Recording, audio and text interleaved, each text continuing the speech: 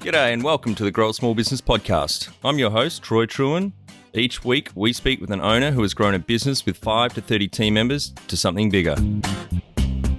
Diving into their numbers and unearthing the pain they've experienced, we explore what they did to overcome each barrier and what they would do differently from day one.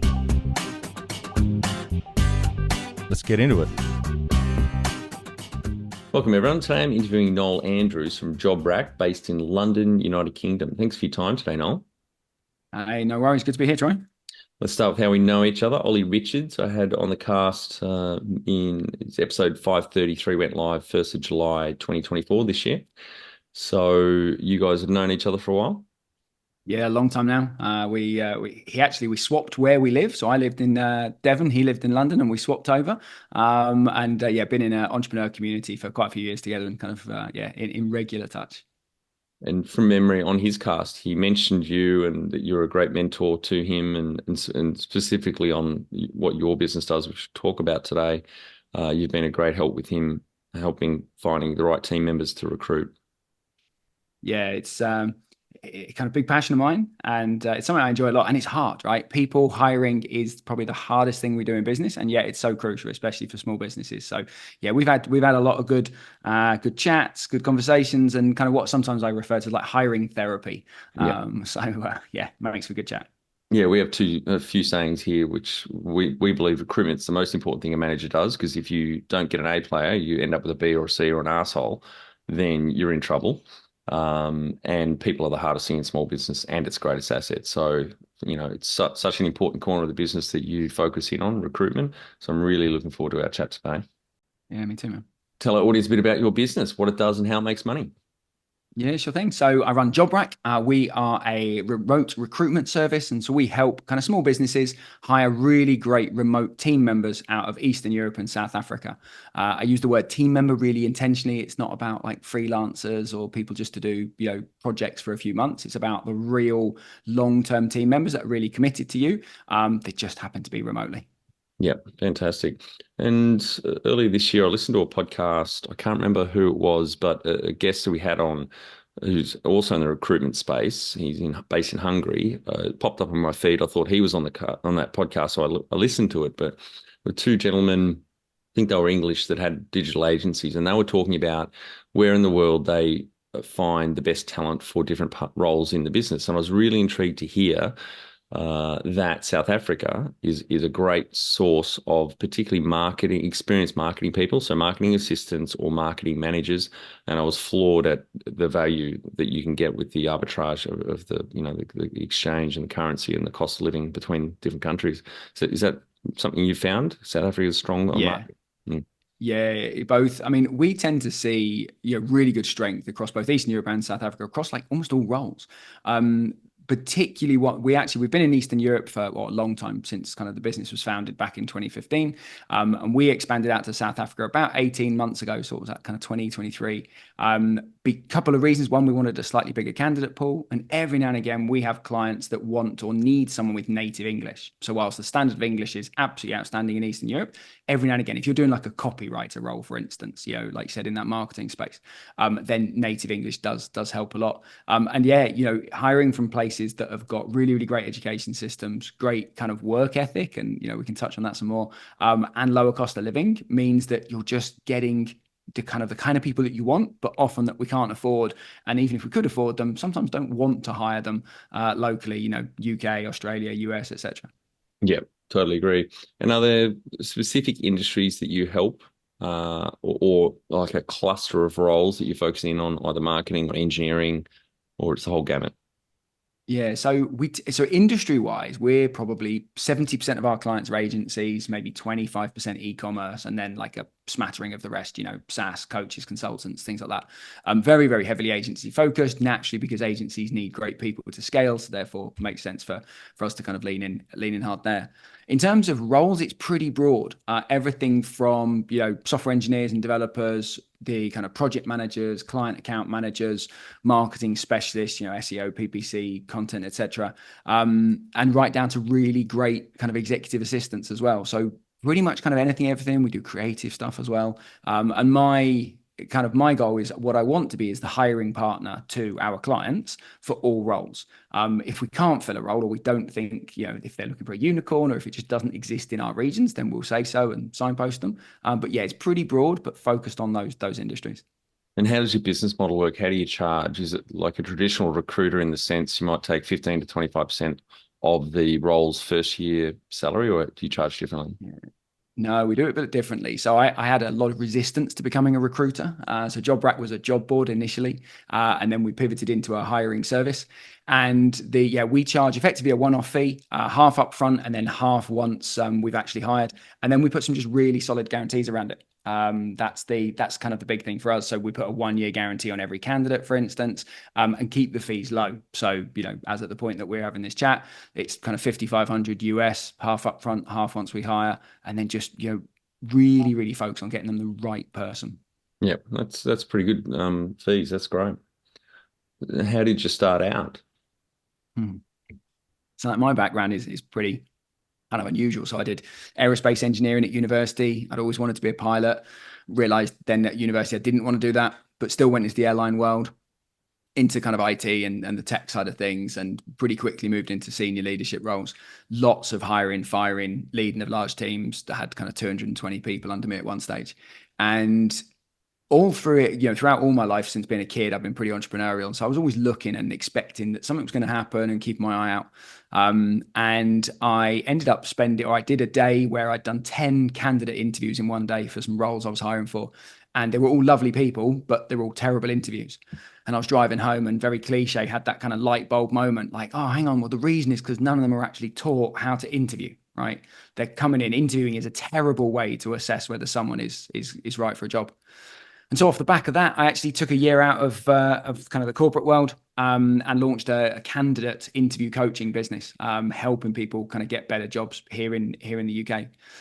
Couldn't scale it basically, so the service was good, the results were good, but just couldn't get people to pay for it. It's much less of a thing here in the UK, particularly. Much bigger in the US. Hindsight's great. So I went back into the corporate world, and just as I did, I'm in on one of the entrepreneur communities I'm in. JobRack was kind of created and born in a forum post back in 2015. It was a job board, like I said, and it was kind of a side hustle for the two guys that were running it. They had bigger things going on, and they one day posted this forum post saying, "Hey, we're going to shut JobRack down if we can't sell it. If anyone wants it, get in touch." It was tiny. It was just a job board. They'd mothballed it. So they'd set it to $1 per job post. So it was doing 15 US dollars. That's 15 US dollars per month in revenue, which didn't even cover the hosting bill. So it was very, very cheap. But I could see this had some really great opportunity. It was in recruitment, which I understood really well. It was in remote recruitment, and it was niche down further into Eastern Europe, particularly. And so from the date that they did that post to the date that we signed and transferred the website over to me, it was 4 weeks. Happened really quickly. And that was the beginning of this journey. Great. And so then when did you pivot away? How long after that? So that was 2015 you bought it? No, it was 2015. It was founded by those two original guys. I bought it in 2018. I ran it as a job board, so I went back into the corporate world because $15 a month wasn't enough to pay me. So I went back into the corporate world for funds, and then was working on it part time. And we did about 18 months or so, and we grew it to about $4,500 a month.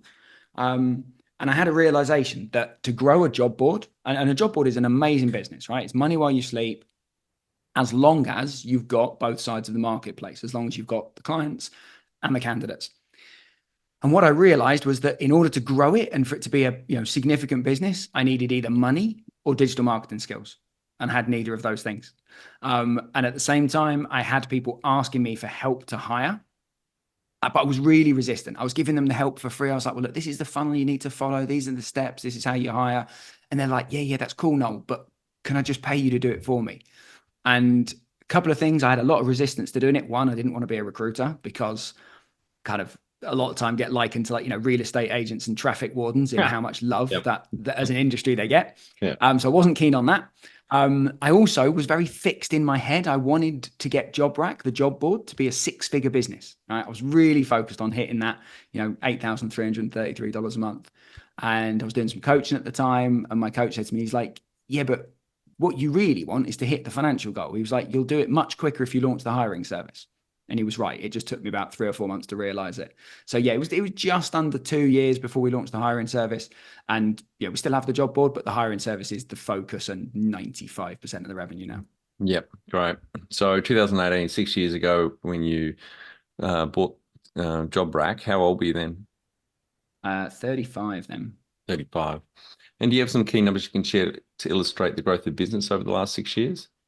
Yeah, it's so the vanity metric is it's around about, I think it's like a 7,000x increase in revenue.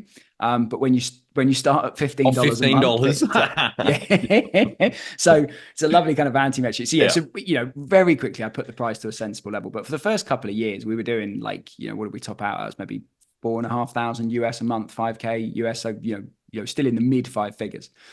Now we are, all being well, we'll cross into about 1.1, 1.2 million US this year. And it's been a real journey to get there, slower than I think I would have liked, but I can now see a pretty clear path, subject to all the vagaries of business life, but I can see a pretty clear path to that kind of just continuing to scale, certainly into, my goal for it is around kind of 2 to 3 million. And then we'll see what kind of business it is at that point. Yeah.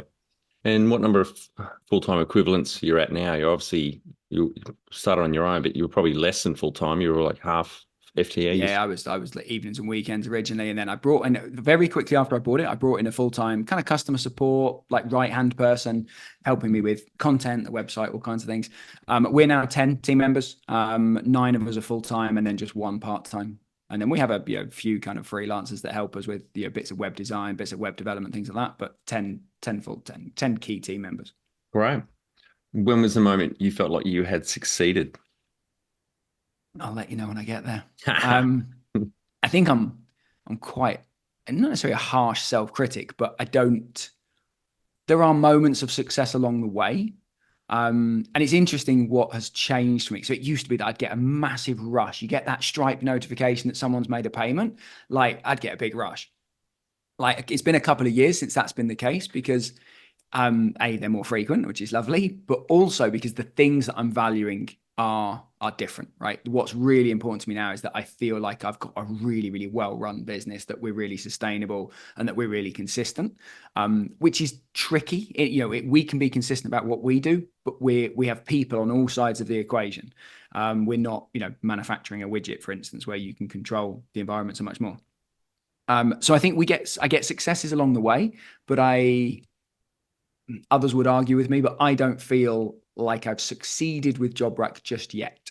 I think crossing that kind of, crossing the kind of consistent 83K a month, that'll be a big milestone. As long as I feel good about it and I go, yeah, we're consistent lead flow, standards, etc., all the normal challenges. And what does success look like to you? I think that that we're doing a really great job for our clients and for our candidates. That is so, so important to me. There was a podcast years ago that I heard, I think it was Reid Hoffman, Masters of Scale, talking to Brian Chesky from Airbnb, and they're talking about the 12-star experience. And so many of the interactions we have with businesses, and yeah, in most shops, businesses that you engage with, the experience is mediocre at best. And that's not how I ever want it to be. And so we strive really hard to deliver really, really amazing experiences.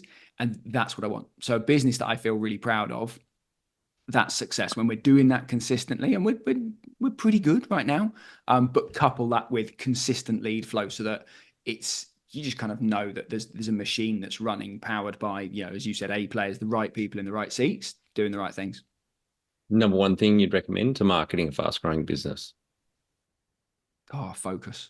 Like focus and just like one channel, one service, one kind of customer avatar, just relentless focus. I've not been great at that. It's taken me a long, long time to kind of niche down in our clients, and I'm still resistant to it. But I know it's the right thing to do, but that doesn't always translate into the right actions. Yeah, it's tough. And I know you use Net Promoter Score, so tell us your number. We're very high. We're 91% right now. That is Against phenomenal. yeah, it's good. And it shows that our focus is working in terms of what we strive to do. And against it's around about a 60% completion rate. So it's a one click with an open field comments. And again, it's got some downsides for me, that NPS, because there's some people. I was chatting to a client recently about the NPS, and he's like, yeah, I'm never giving anyone a 10. He's like, probably not even a 9, like 7 or 8. That's outstanding for me. And NPS doesn't handle that particularly well. So there's some nuance around it. So we're looking at how we can explain it better. But yeah, we're happy and we're pleased with that. Always striving to be better. So 60% completion rate is excellent for a start, and 91 positive 91% on net promoter score is not good, mate. It's fucking excellent because the world average is 15, great is 50 and above, and phenomenal is 70 and above. So well done. Yeah, thank you, man. Appreciate How did you fund the business? it. Credit card.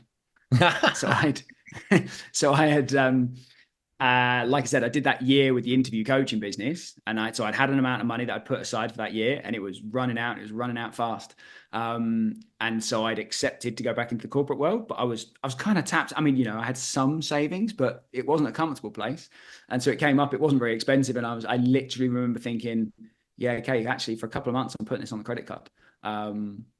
Both the initial, it wasn't a lot of money. It was like, what was it, mid four figures, to buy, because it was making $15 a month. So it was a bit an asset purchase. And then put the first few months just, purely on credit card, including that original money. And I remember the moment, actually one moment that did feel like a success was when I paid myself back that money. It was about 18 months in and paid that money back. Not a huge sum of money, but it was a milestone. That's good. And so no other investors in the business along the way, you've just gone solo. That's great. Yeah. If you were to start up today with plenty of funding, would you go into your industry? I was thinking about this before. So there's lots of pros to it, right? Hiring is hard. And whenever something is hard, that means there's opportunity to come in and help people and do it well. People are always talking about hiring. People are always talking about the challenges in finding and getting good people, right? So that we get lots and lots of referrals. We're very strong in that sense. The massive downside is that our clients don't always know what they want, right? And we give them a lot of help to get them hiring clarity to help them figure out what they want. They don't know what great looks like when they see it. And so a lot of help there, but it's not, you look at a person, you screen, you filter, you test. You're never 100% certain. If we could be 95% certain, then great. And then we have the guarantees to protect us if the worst happens. And then on the candidate side, right, it's just messy people at every step of the way. So in some senses, yes, because it's a hard problem to solve. And when there's a hard problem to solve, that brings opportunity. In other senses, no, because it is really, really tough. And there's a lot of things that are completely outside of our control that can make a massive difference. And so I've got lots of entrepreneurial friends, and we'll often have the whose business is hardest type conversation, right? And like, you got the e-com guys that are like, yeah, okay, well, mine's easy in some senses, but my cash flow is horrendous. And whenever I make profit, it plows back into more stock. You got the SaaS guys that are kind of like, yeah, well, look, mine's the worst because I had to do 2-3 years of coding before I could ship anything and make any money. And then I'm making $20 a month and I have to have lots of customers. So it's a fun game to play. It's not a no, but I'd probably think pretty carefully about it and give it some careful thought. Yeah, something you mentioned a minute ago. You're the second guest I've recorded today in the recruitment space. He's got a business. He's based in Brisbane. I think they've got back down to 10 people now, but it's been going since 2009. Works with companies as large as ASX 50 companies. So in the top 50 companies in Australia listed on the stock exchange, down to small companies in the recruitment space. But he said, doesn't matter where on that spectrum, he's blown away, whether it's the business owner or the board are not clear on what they need that candidate or that job, what the performance looks like, what great looks like in that role. And yeah. Absolutely. And I often think, we deal with small businesses, and small businesses, have their own set of peculiar challenges. And every now and again, I'm like, oh, well, should I go mid-market? Should I go corporate? Right? Because, the bigger budgets, they hire more often. But then there's like I've been in the corporate world, right? The red tape, etc. I've kind of looked at this a lot and thinking, is it any better? Do people know better what they want? And exactly as you said there, they don't. They really don't. They don't know what they want, and they don't know how to measure it. And so what we're working, and we do a lot with our clients, is before we start hiring, what we really want to have in place is the scorecard, right? Yeah. And to say, right, what are the metrics? Because actually, for a candidate coming in that can see how you're going to measure them, for the right candidate, for A players, they're going to love that, right? Yeah. And so that's a big piece. But yeah, it's very rare. Yep. Absolutely. Exactly what he said as well. Yeah. And can you outline the most stressful point in your small business growth journey so our audience can learn from it? Mm. Yeah, I think there was a point where about a year ago, maybe a touch over a year ago, where I realized we couldn't scale how we were structured. So we were up to 17 full-time team members. Um, and it felt like I had a serious business because wow, 17 people, that's a lot, right? And it all felt serious, etc. And there was this moment where we were just stuck and we couldn't scale the delivery. And no matter what we did, we weren't getting above a certain point of like the number of roles we were delivering. And I remember looking at it going, hang on a minute, we were doing like, 60, 70% of this number 2 years ago when there were four of us. There's now 17 people. I've got this, significant wage bill. I mean, they're all remote, so therefore it's not like I've got 17 people here in London, but still significant. And it was like, I literally had like a shit. What do I do? Right? Like, what's the problem? And thankfully, we were just about to go on our team retreat. So we had, I think, 14 of the 17 we were together and we were working through it. And a bunch of stuff became really, really clear. We had way too much internal noise. We had too many cooks in the kitchen. So we had like an account manager and we had like a recruiter, both like interacting with the client. Then we had recruitment assistants. And it was just messy. And crucially, I had one of the leaders in the business. We'd topped out what her capability. And she was very, very good. She'd been with me from the very, very start. She was a part-time recruiter for me and helped me grow and launch this service from scratch. But we'd hit her limit and she was uncoachable by her own admission. So I personally, it was the first person I've ever met that was truly uncoachable, that couldn't be developed and couldn't be developed through that kind of ceiling. And as soon as I recognized that, I realized that I needed to change that. But that was a really difficult moment, being like, we're stuck and I've got all this cost and I've taken on this cost expecting the revenue to grow, but the revenue growth is based on us filling roles. That was a tough moment. What area in business do you feel you've had to work on the most to add the greatest value? Area of business is, and it's still a work in progress for me, is marketing. It's lead gen. So, even back when I had the job board, I was like, yeah, I would label myself and say I'm not good at digital marketing. I am very good with people. I'm very good at helping people. I'm very good in, being helpful and friendly. And that's like one of our kind of core values. Actually focusing and recognizing that, yeah, I'm CEO, I'm founder, I'm owner, great. But the most important role that I've got is head of marketing, right? Or head of lead gen.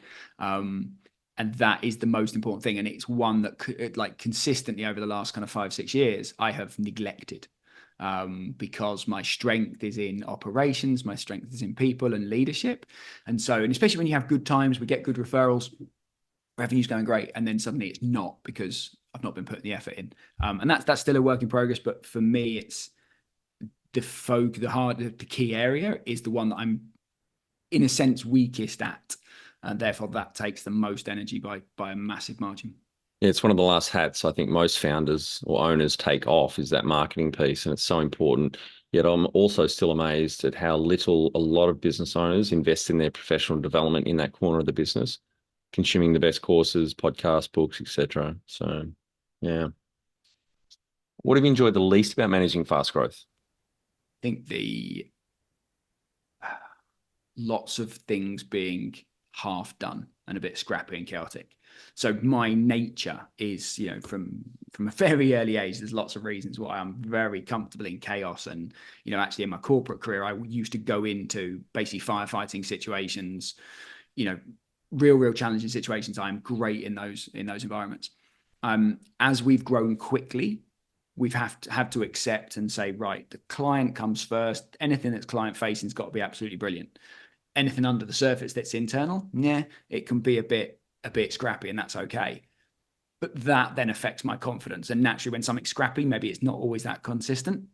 And that I think has been the hardest thing. Just going, we're going to have to leave it half done because it's not the most important thing. And you end up with, in the software world, they call it technical debt. You end up with lots of half done stuff.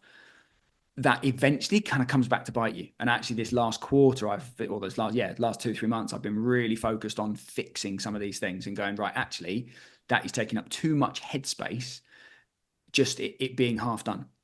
There's 5 things we needed to fix them. Let's just get them right. And actually, it's going to make my day to day much easier. Then I can focus and really be focused on, the next stage of marketing for me. What do you love most about growing a small business? Oh, I think the freedom to make a difference, the freedom of time, and the difference that we can make. I've been in the corporate world, right? And it's like driving an oil tanker, right? You want to make a difference, you want to make a change, like a really big change. It's really hard, right? You can't spin it 180. Whereas for us, we can speak to a client, they can say, hey, I really love this aspect from, I don't know, this XYZ hiring book, the A player, the who method of hiring, things like that. And we can go, yeah, great idea. We can incorporate that, right? And we can be flexible and we can free. And so that ability for us to really do things fast that make a big difference, is that I love that agility. Yep. What has been the biggest mindset shift for you in your small business growth journey? I think for me, it's recognizing, I mean, it's very cliche this, but it's the what got you here won't get you there. And I have been very, very successful by all conventional measures. I was a head of department with a team of 200 people at the age of 30. All the conventional measures of success, I've been very successful. And it's been because had huge energy, I hustled hard, and I was scrappy and chaotic, and I could just handle high pressure situations that lots of people would struggle with. At the stage of business we're at now, that is now unhelpful. And so the mindset shift that I've had and am having and am constantly working on is going, right, how do I change? Who's the new identity? Who's like Noel 2.0 or 3.0? And who do I need to be to take this business into 7 and onto 8 figures? That's very different from the spin all the plates, chaotic hustler that it needed to be to get it from 0 to 1. The number one habit you think a small business owner needs to develop and maintain? Focus time. Focus time every day to work on the business. So for me, that's first thing in the morning. I get up, I've got into cold plunge, which I love. And then I sit down and do normally it's between 60 to 90 minutes of focus time. And it's not Slack, it's not emails, it's not messages, it's, whatever my MITs are for that week and that day. That I think is the number one thing. So focus time. So you're pushing things forwards, especially as you're growing, and just, striving to be better, right? It's really easy to stand out because most people are mediocre. Most businesses are really mediocre. Yep. No, I totally agree on that. Generally don't have meetings in the mornings because it's our greatest energy most people have. The average human makes about 35,000 decisions a day. So you're going to have decision fatigue by the end of the day. I don't give a flying fuck if you say you're a night owl. I just still don't agree that some people have as much focus late at night as they do in the morning. But anyway, don't start me on that rant. Have you read Cal Newport's Deep Work book? Yep. Yeah. A few times. Great book. Great book. Yeah. Are one or more of these growth pillars standing in the way of you living the lifestyle you signed up for? People, strategy, marketing, funding, or systems? We have a free ebook filled with actions and templates on each of these growth pillars. Download for free from our website, growasmallbusiness.com. Great question for you. Can you talk to how you've added people to the team, some wins, mistakes, and advice for those listening? Yeah. So there's an old saying about cobbler's children having Someone else said that this right? morning on a cast I recorded. Yeah. Yeah. Have the worst shoes or no shoes. Yeah, exactly that. So how have we added people to the team? Sometimes too quickly, sometimes badly, sometimes without being clear on what we needed. And some roles are harder than others, right? So marketing, classically, 15 years ago, you could hire a marketing manager, right? And I'll be a bit flippant, but there were 5 channels out there, right, for that marketing manager to manage. There's now 55 or 5,500 marketing channels. And so I went out there to hire a marketing manager, wasn't clear on what I needed. And actually, we had a great 3 months together.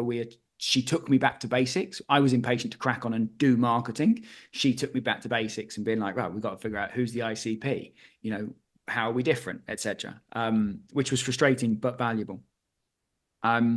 I think a big thing for us that we really focus on is who is the person that we need. So values, culture, that's so important. And I do that with all of our clients. Yeah, fine. I want to know what skills and experience you think you need.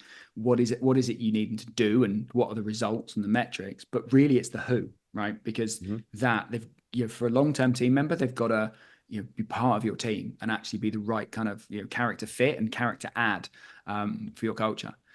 One particular example. So, I delegated sales around about 2 years ago now, and I did it too early. We weren't ready. And so I delegate sales. My calendar was rammed. I was very, very keen to get some time back. And so hired a non-salesy sales guy, who's a lovely guy. He's a good friend. He was too non-salesy. And that kind of meant there was a lot more motivation needed from my side of things. And ultimately, we weren't ready to delegate sales, right? We couldn't afford it, right? Because when you move from founder-led sales to anyone else doing it, you're probably going to halve your conversion rate, assuming you've got a good conversion rate in the first place. Yep. So that was a painful kind of 15 months or so. And ultimately ended up letting him go, not really through any fault of his, more through fault of mine, just going, that's not what the business needs right now. And so I'll do that again at some stage, but delegating sales or hiring out for business development, actually there's like 10 roles within that one label. And so I'll think a lot more clearly about it. So I think we do hire very, very well. We put a lot of time into it, and we really get to know people and really dig into their motivations hard before deciding whether they're right. And then the number one thing we always reference, right? I keep coming across clients and people that don't That collect don't do it. references, That's amazing, isn't it? which is insane, Yep. absolutely insane. There's a particular nuance in the US because there's a fear in the US that if you say something negative about Legal. someone, they might Yeah. sue you, Yeah. right? But just the simple way with that, I've been talking to some clients this week about it, is you just drop them an email saying, hey, I'm thinking about making an offer to Troy to come and join me as an amazing podcast host on my team. Would you be willing to spare just a couple of minutes just to chat through what it was like working with him and give me any tips, right? If you don't respond, I'll assume that you prefer not to comment, right? Yep. That's Great, telling. right? And if they're good, people They'll will do, hop on a call, that's right. They'll right? jump on if it's an A player They'll do going, it. hell yeah, this guy's, rehire him. They want to I'm happy to help. chat about him. Exactly that. That is a Yeah, great, exactly that. simple barometer. Mm. Yeah. Have you, just on the sales front, have you read either of Alex Hormozi's books? Mm-hmm. Yeah, both of them. Yeah. $100 Million Office. Do you listen to his podcast as well?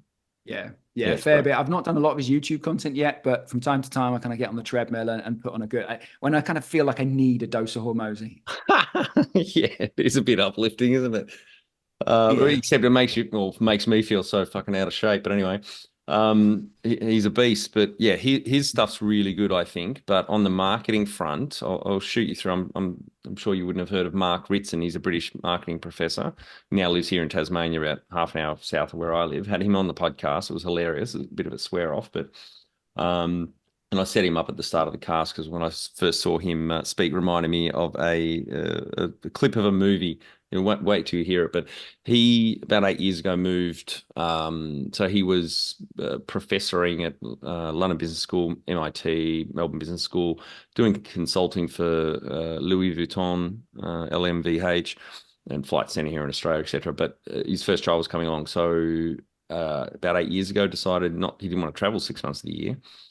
So he moved to his teachings into online courses, and he's done phenomenally well. Said at that point, I think it was 2 or 3 years ago, I recorded that, had over 20,000 people through their courses at that point. But before I saw him speak and then asked him on the cast, so I had three business mates that had done their MBAs at Melbourne Uni, and he was their marketing professor, and then two marketing people that I really respect. All five of them raved about Ritson. And so he's really, really good. I'll shoot you through a link to his. Yeah, He's definitely. got a mini MBA in marketing and another one mini MBA in brand management. So I'll send you the marketing stuff to have a look at, but highly recommend. And the podcast I did with him, which is hilarious. Yeah, definitely. What are some of the things you recommend to building a sustainable and kick-ass culture to help with the growth? Do the small things. So like I talk about this a lot, and I can share a kind of talk and a slide deck that I've got about 10 ways to build a great remote team culture. And it's not, people often think it's like, how do I build a culture? Right. And for me, it's the little things you do each day. So we have a little automated tool within Slack, and it works in Microsoft Teams as well, to kind of just prompt daily check-ins, right? And it just asks us fun little questions. It helps the kind of team interact. We do things like we do group birthday cards. So when it's someone's birthday or work anniversary, or when they're starting with us or leaving us, they get, we all sign, put in a fun little meme or a GIF or whatever, a picture and a message. There's lots of little things like that we do that together create the kind of culture that we want. So we spend a lot of time on our team meetings getting to know each other. So every team meeting has a question. It might be something like, what are you saving up for right now? Or what are you excited about? Or what's the most embarrassing accident you've ever had?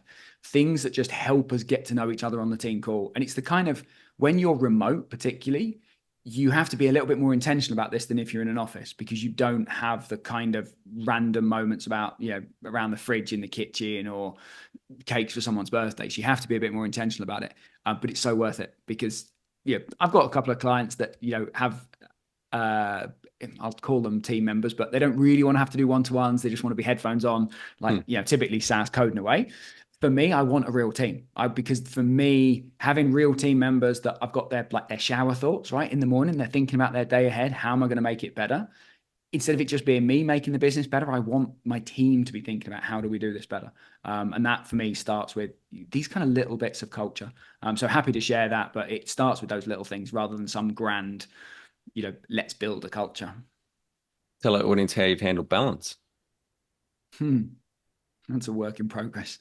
I think I don't think I'm too bad. I'm not like an 80-hour a week entrepreneur by a long shot. One of the things that helps me is that most of my friendship and social group is other entrepreneurs and founders.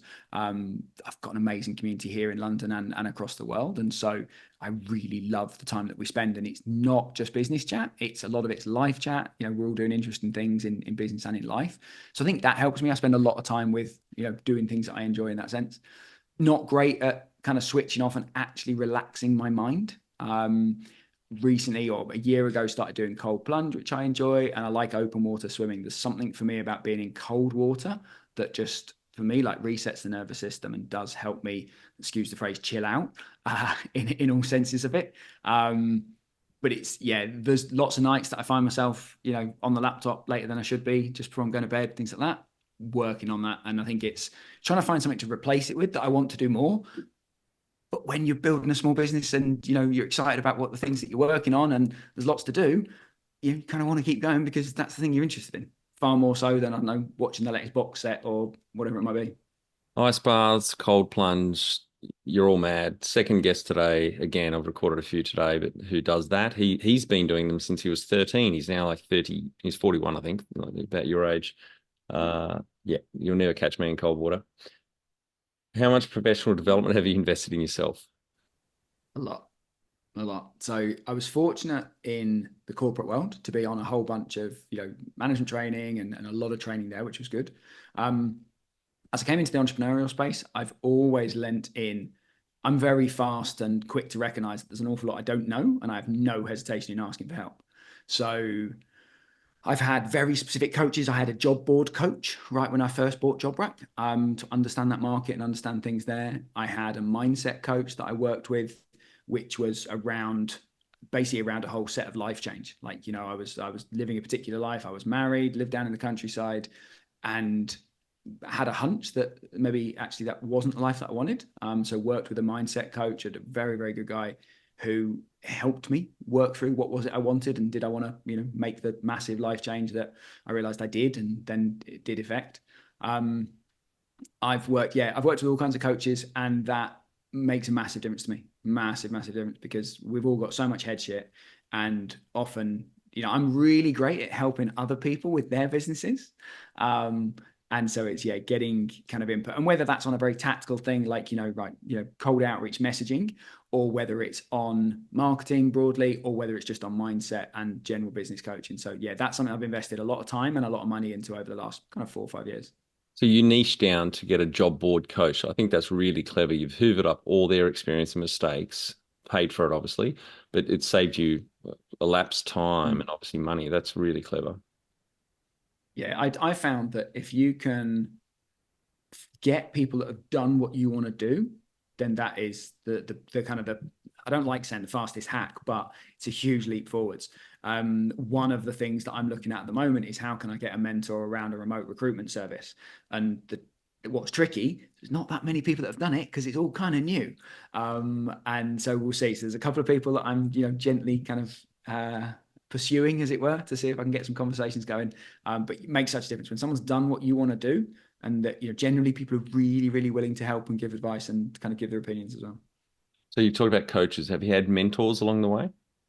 Not so much, to be honest. Like within the communities, yes, there's people that I've had conversations with, but not in a more formal kind of mentor arrangement. Like I said, that's what I'm pursuing literally right now. Yeah, great. One of my mentors when I was living in London was the ex-FD finance director at Harrods. So the Alpha Eds owned it at the time.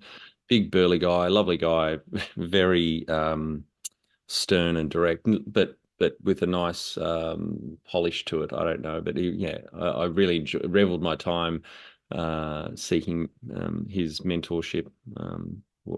On our social enterprise side, which we launched in London. Yeah. Do you have a board of directors or advisors? I have a group of kind of peers and friends. So I don't have a formal board of directors. I have a monthly group. There's four of us that meet. In fact, we're meeting tomorrow, and we formed it 3 years ago. And the purpose was to make us write a monthly report. Yeah. So we write a monthly report, we share it. It's absolutely 100% transparency. And then we just take an hour and we have 15 minutes each. And it's, everyone's read the reports and it's just get challenged on where you're at. That's hugely helpful. It makes me write the report, which 80% of the value is in me writing it and thinking about what's going on. And then I have another group that we do quarterly planning and weekly reviews together. So again, part of the benefit of me being in London, part of the benefit that I've, worked really hard to build a great community and kind of circle of entrepreneurial friends is that kind of fits probably maybe 70 or 80% of the benefit of that. It's something I'll think about certainly as I grow, as I need some wiser, more experienced people kind of for support. Right, Noel, on to our final five questions. What do you think is the hardest Mm. thing in growing a small business? I think you've just got to do everything. And as a result, it's then focus, right? It's you are everything, especially even before you've hired or as you hire in your first few roles, you're wearing a lot of hats.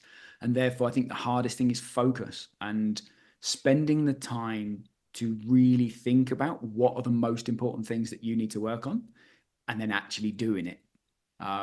There's always a tendency to want to just crack on, but Hmm. I think spending that time analyzing, thinking, and then doing and kind of giving yourself that focus. So yeah, hardest thing, focus for sure. Absolutely. If everything is a priority, nothing is. Exactly. Favorite business book which has helped you the most? I think it's the book called The Power of Moments by Chip and Dan Heath.